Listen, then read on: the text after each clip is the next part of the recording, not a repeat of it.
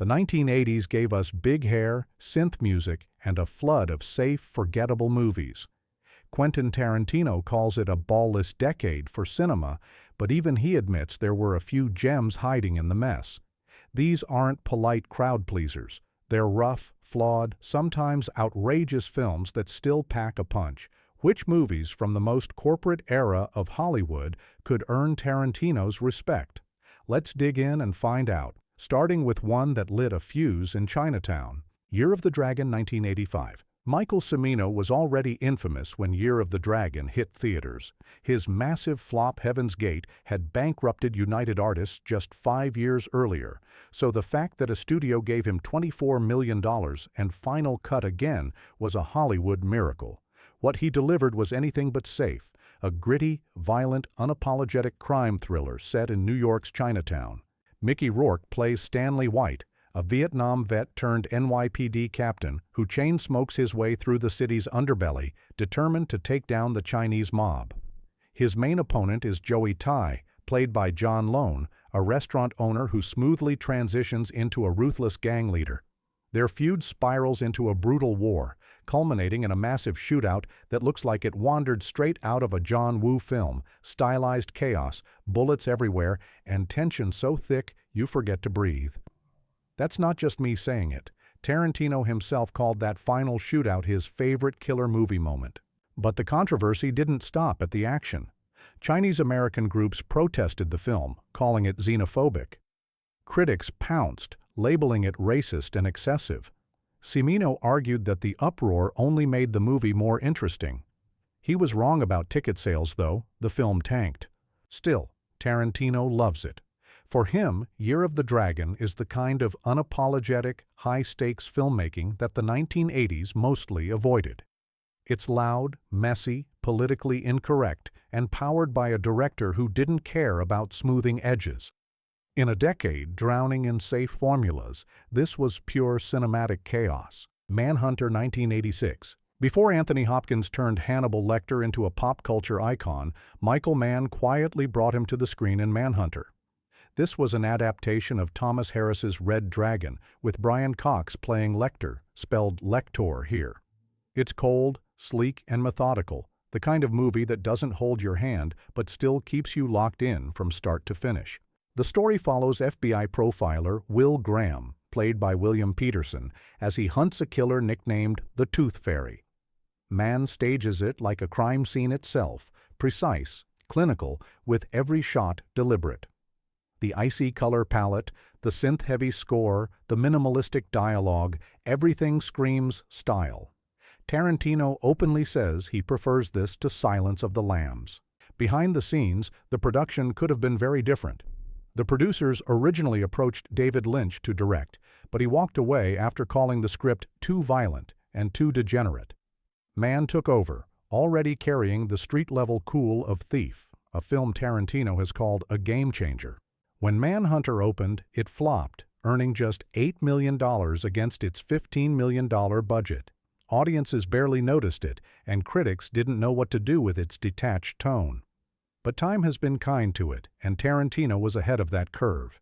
He saw in Manhunter what most people missed, a vision that treated crime not as pulp entertainment, but as something clinical, obsessive, and terrifying in its precision. For Tarantino, it was a sign that even in the 1980s, when studios preferred comfort over challenge, a filmmaker like Mann could still make something sharp enough to cut through the noise. Breathless, 1983. Sometimes a movie's charm is that it doesn't care if you like it.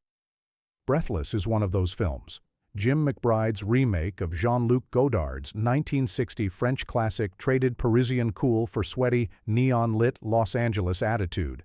Richard Gere, in peak early 80s star power mode, plays Jesse Lujack, a small-time criminal obsessed with comics, rock and roll, and living on the edge. Within minutes, he shoots a cop, steals a car, and sets off on a chaotic run, dragging along Monica Poicard, a 19-year-old French exchange student who can't decide if she's in love with him or terrified of him. The movie pulses with this restless energy, part romance, part chase film, part fever dream. McBride didn't aim for the quiet intellectualism of Godard. Instead, he went all in on pop culture flash, layering in rockabilly swagger and over-the-top style. Even the camera feels like it's in on the ride, swooping, spinning, and lingering in ways that feel more like music video storytelling than traditional cinema. When it opened, critics tore it apart. Roger Ebert called it a lurid melodrama about life and death with no emotional core. Others labeled it shallow and trashy. But even Ebert admitted it was fun to look at: bright colors, stylish framing, and an undeniable sense of mischief. The audience was kinder.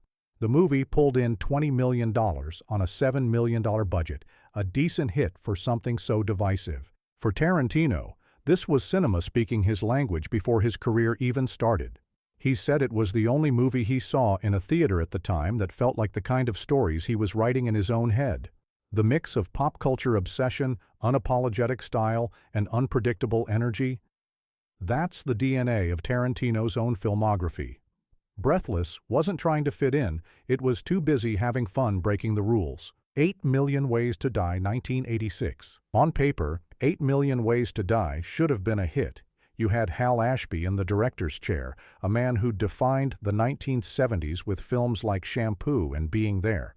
You had Jeff Bridges in the lead, playing a washed-up cop trying to help a woman escape from a dangerous pimp.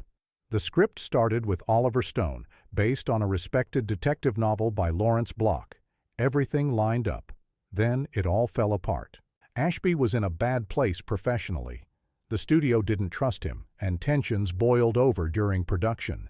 Midway through shooting, the script was heavily rewritten without his input. After principal photography wrapped, Ashby was fired and locked out of the editing room. Oliver Stone, unhappy with the changes, disowned the film. Alexandra Paul, one of the leads, later said the final cut didn't resemble the project she had signed on for. The result? A noir that feels jagged and unfinished, with scenes that suddenly shift tone or pace. But within the chaos are flashes of brilliance, moments where the dialogue crackles, where Bridges' performance hits raw, unpredictable notes. In Tarantino's words, this is like the busted prototype for what a movie like Heat would later perfect. When it hit theaters, critics didn't bite. The box office was equally cold, yet Tarantino has called it one of his favorite films of the decade. Why? Because even in its broken state, it has personality. You can feel the talent straining against the restraints. It's flawed, but it's alive. And for a filmmaker who values energy and originality over polish, that's gold. Flesh and Blood, 1985. Paul Verhoeven doesn't do polite history lessons. Flesh and Blood is proof.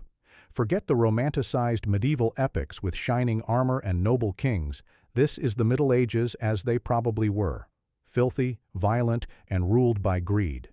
Rutger Hauer leads a band of mercenaries betrayed by their employer.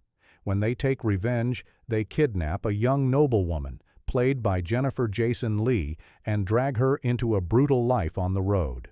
Tarantino's a big fan of Verhoeven, and while many people point to RoboCop or Total Recall as his 80s standouts, it's Flesh and Blood that QT singles out. He loves how it refuses to sugarcoat the time period. Disease is everywhere, betrayal happens in a heartbeat, and no one is safe from cruelty.